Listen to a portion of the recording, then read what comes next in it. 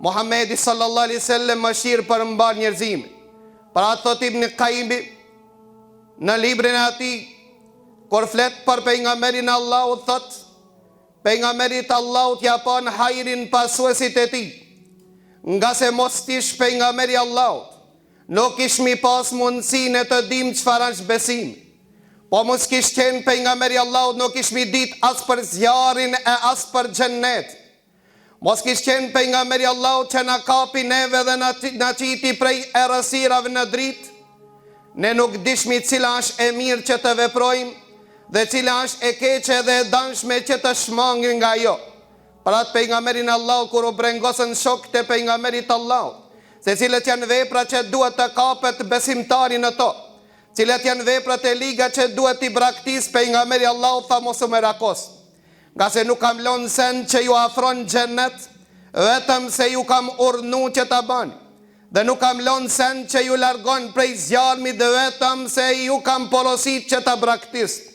Pra e dojmë pejgamberin Allahut ma shumë se sa familjar tonë.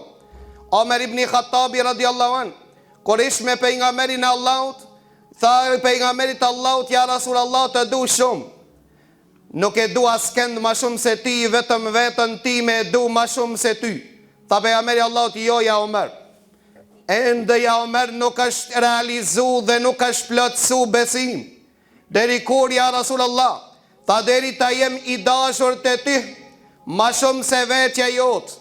Omer ibn Khattabi ndalet pak me ndonë dhe thot, Omer ibn Khattabi një dit e ndërton të zotin e ti prej hurmave, e pastaj kur umtoshin ata e hashin zotin e tyre, si që bota e perëndimit sot, e cila shpik ligje të ndryshme për të mbrojt lirin, e kur të ndeshet liria e si pozuar e tyre, i kafshojnë dhe i ngrojnë ligjet e tyre, i shkelmin normat e cilët i kanë përpilu ata. Për këtë arsye vëllezër të ndershëm, në gjendje dhe ishin mushrikët e Mekës, që e ndërtonin zotin e tyre pi hurmave, e mishin dhe e shoqëronin në udhtim, kur u ndoshin e